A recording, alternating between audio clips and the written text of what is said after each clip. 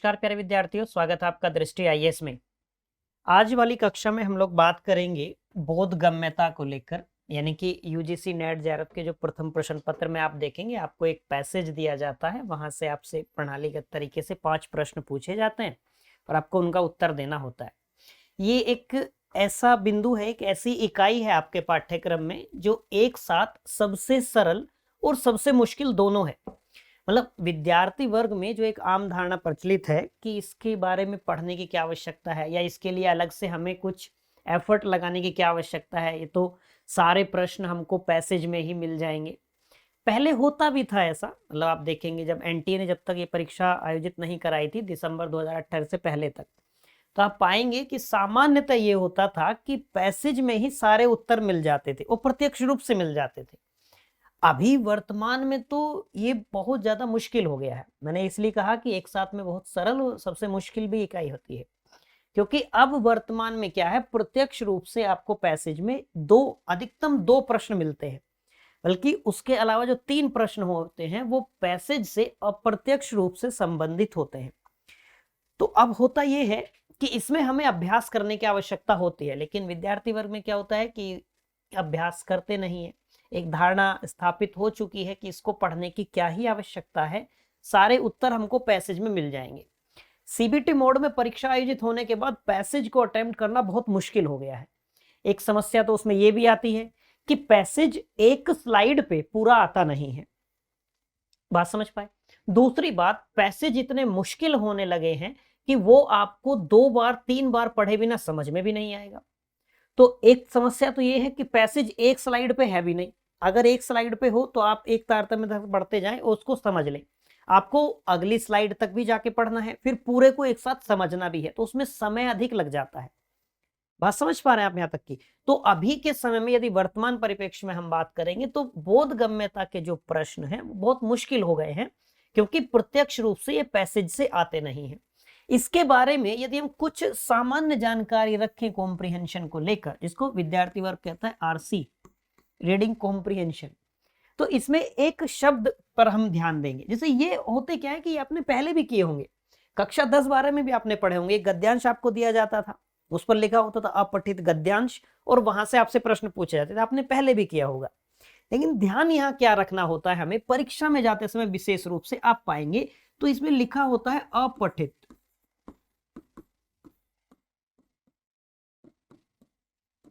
जब हम कह रहे हैं कि ये अपठित गद्यांश है, ये तो परीक्षा की आपसे कह रहा है ना, अपठित गद्यांश। या अपठित का मतलब क्या हुआ, जो आपने पहले नहीं पढ़ा है। बस समझ पाए, जो आपने पहले नहीं पढ़ा वो गद्यांश है। अब इसमें होता क्या, हो सकता है आपने पढ़ा हो, मतलब कोई मान लीजिए पैसेज ऐसा है, दहेज प्रथा को लेकर पैसेज है, मान लीजिए सती प्रथा पर आधारित पैसेज है, आपको जानकारी है उसके बारे में, वृद्ध विमर्श पर पैसेज है, या किसी वर्तमान की ऐसी तकनीक पर पैसेज है जिसके बारे में आप जानते हैं, जिससे आप परिचित हैं। लेकिन फिर भी परीक्षक ने यदि कहा है अपठित गद्यांश, तो आपको यह मानकर चलना है कि आपको इस पैसेज के बारे में जानकारी नहीं है। आप पहली बार इस पैसेज को, इस गद्यांश को अभी पढ़ रहे हैं, इससे पहले आपने कुछ नहीं पढ़ा। यानी कि यह मानकर चलना है कि आपको इसके बारे में जानकारी नहीं है। हो सकता है आपने पहले पढ़ा हो, बात समझ पाए। अब आप देखेंगे गद्यांश, यानी कि हम कहें कि गद जमा अंश, दीर्घ संधि वाली बात हो जाएगी। अब ये कहा है उसने अपठित, यानी कि ये आपका पढ़ा हुआ नहीं है, ये मानकर आपको चलना है कि ये हमने कभी नहीं पढ़ा है। तो इससे क्या होता है, जब आप ये मानकर चलेंगे कि ये हमने नहीं पढ़ा,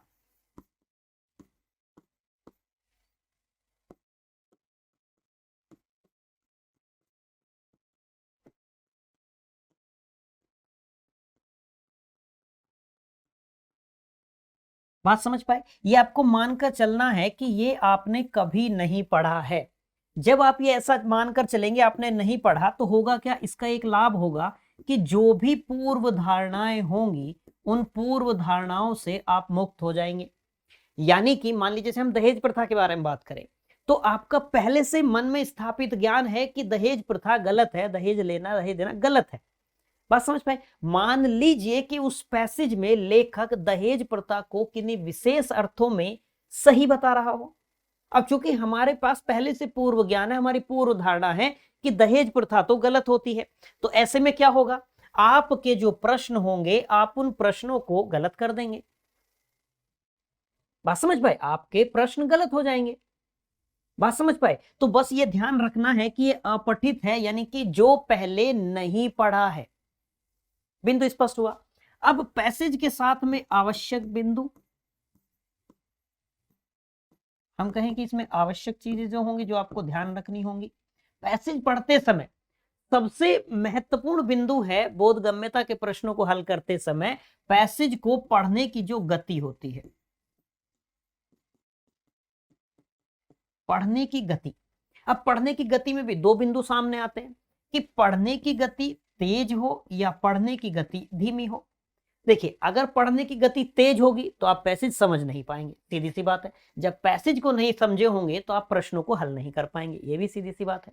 दूसरी बात, यदि पैसेज पढ़ने की गति आपकी धीमी होगी, आपकी गति मंद होगी, तो आपको समय अधिक लग जाएगा।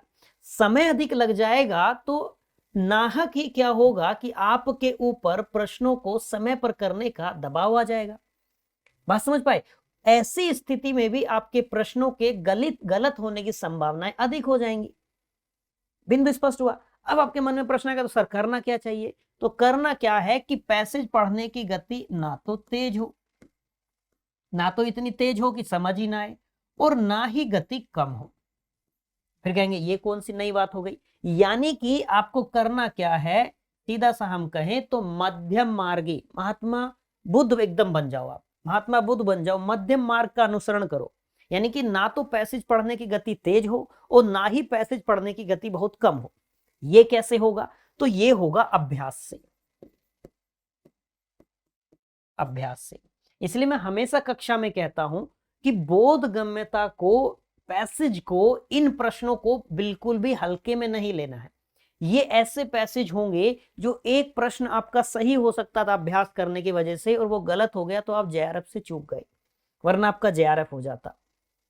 बात समझ पाए? बहुत महत्वपूर्ण रोल हो जाता है बोधगम्यता के प्रश्नों का। अन्य क्या आवश्यक बातें हैं कि कोई भी पूर्व धारणा नहीं रखनी है।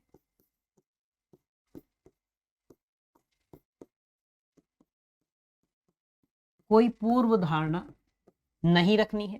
फिर पैसेज को पढ़ते समय, प्रश्नों को देखते समय अपनी जो सोच है, अपनी सोच को कैसा रखना है? तार्किक रखना है। यदि पैसेज ने कहा दहेज प्रथा सही है या किन्हीं अर्थों में सती प्रथा सही थी, तो एकदम सही मानना है, उसमें पैसेज में तर्क दिए गए हैं। तो अपनी सोच को क्या रखना है? एकदम तार्किक रखना है। बात स्पष्ट है? अब एक बिंदु और आता है कि पहले प्रश्न या पहले पैसेज।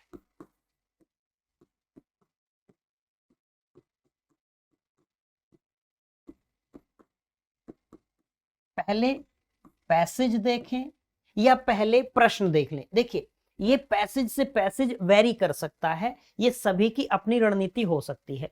कुछ विद्यार्थी होते हैं जो पहले जल्दी से प्रश्नों को देख लेते हैं, उसके बाद में पैसेज पढ़ते हैं। कुछ विद्यार्थी ऐसे होते हैं जो पहले पूरा पैसेज पढ़ते हैं, उसके बाद में प्रश्नों को देखते हैं। तो ये सबकी व्यक्तिगत अपनी रणनीति हो सकती है। लेकिन फिर भी यदि पैसेज हम ये कहें कि मानविकी जैसे किसी बिंदु का है या समाज विज्ञान के किसी बिंदु का है, तो आपके लिए बेहतर फिर भी ऐसे में ये होता है कि आप पहले एक बार प्रश्नों को देख लें। बात समझ पाए? ऐसे ही जैसे किसी रिपोर्ट पर आधारित पैसेज है, कोई तकनीक पर आधारित पैसेज है, जिसमें आपको पैसेज में तथ्यात्मक जानकारी होने की उम्मीद है कि इसमें तथ्यात्मक जानकारी होंगी, इसमें कुछ शब्दावलियां ऐसी होंगी जिनसे अधिकांशतः परिचित नहीं होते हैं। तो ऐसे में भी आपको प्रश्नों को पहले देख लेना उचित रहता है।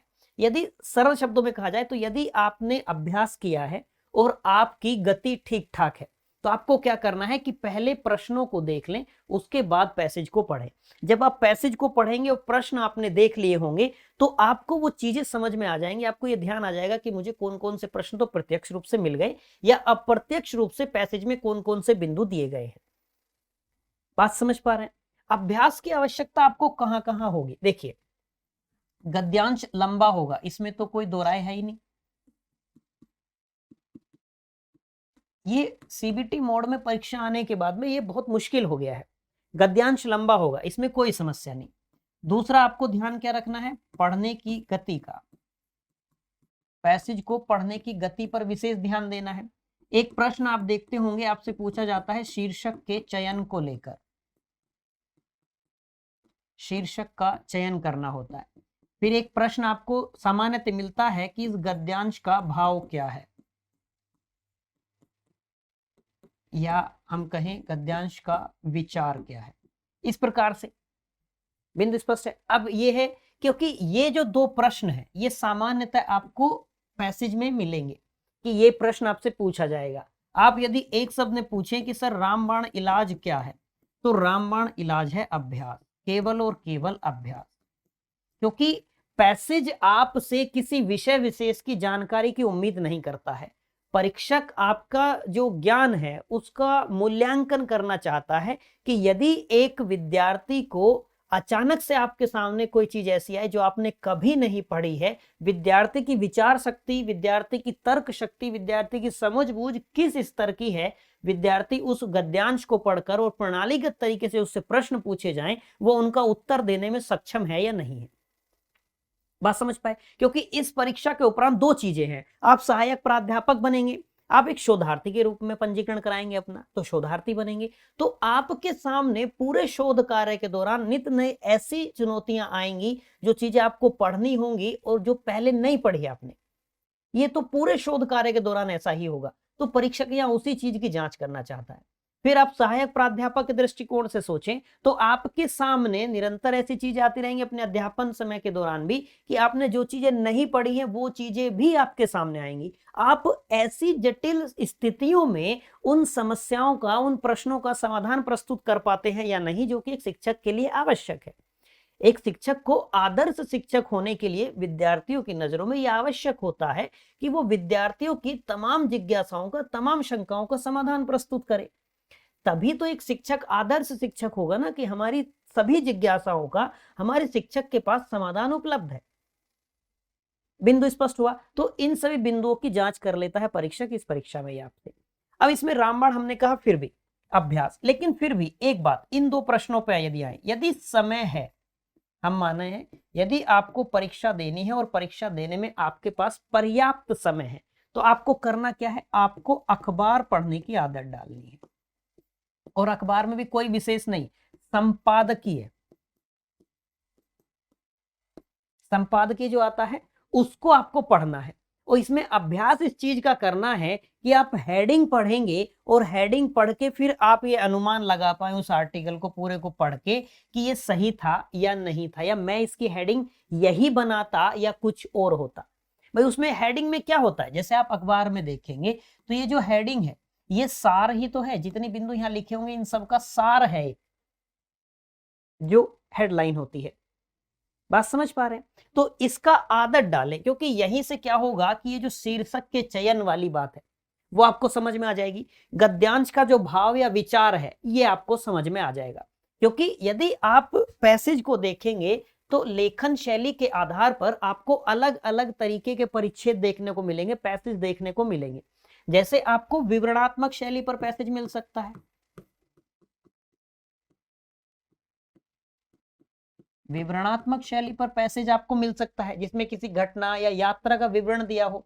आपको वर्णनात्मक शैली पर दिया मिल सकता है पैसेज, वर्णनात्मक शैली पर आपको पैसेज मिल सकता है जिसमें किसी स्थान, व्यक्ति या वस्तु का वर्णन किया गया हो। आपको व्याख्यात्मक पैसेज मिल सकता है,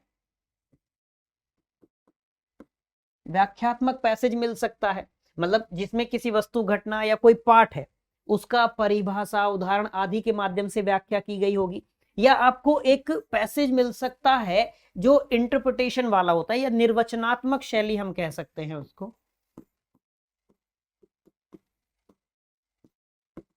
निर्वचनात्मक शैली का पैसेज आपको मिल सकता है। यानी कि जिसमें लेखक क्या करता है, स्वयं को तटस्थ दिखाते हुए, स्वयं को तटस्थ रखते हुए उस किस बिंदु जो पैसेज में लिए गए हैं उनका निर्वचन करता है।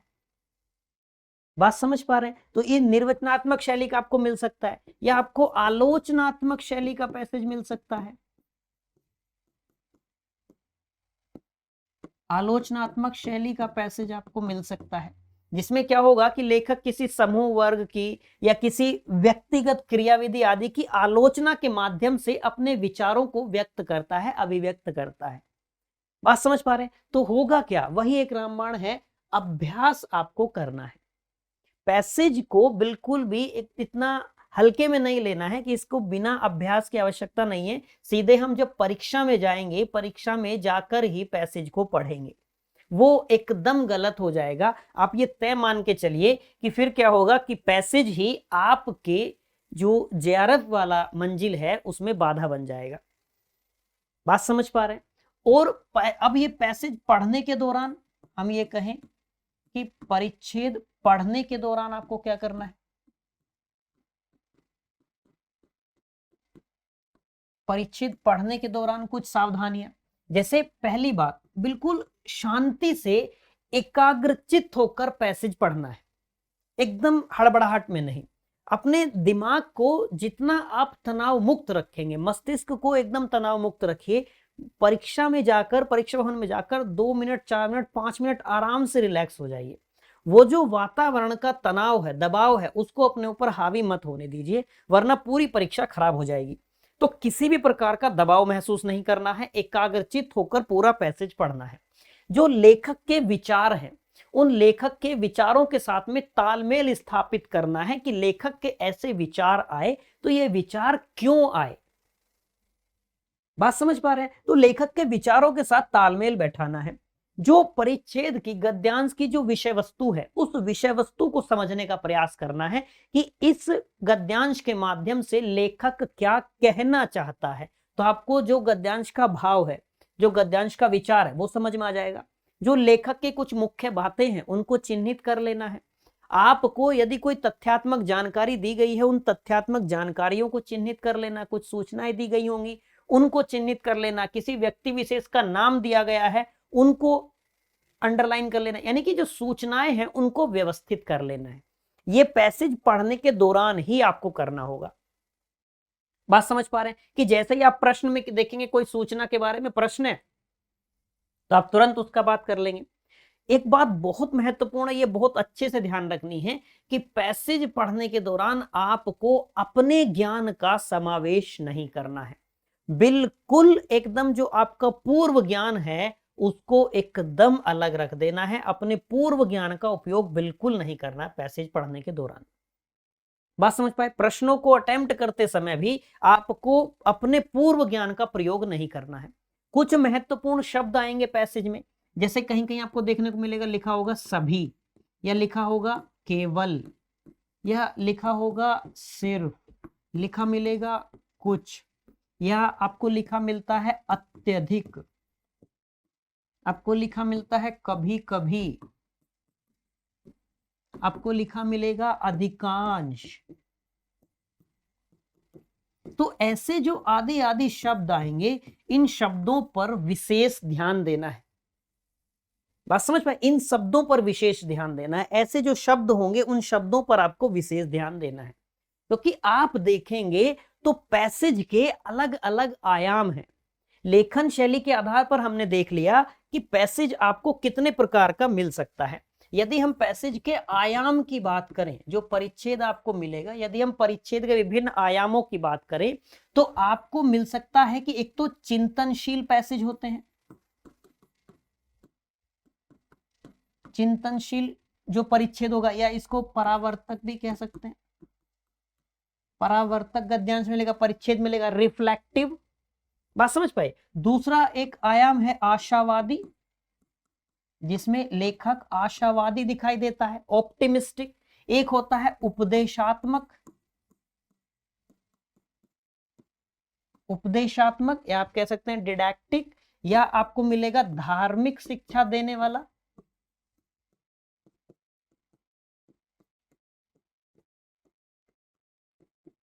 धार्मिक शिक्षा देने वाला, या हम कहें किसी रिपोर्ट पर आधारित।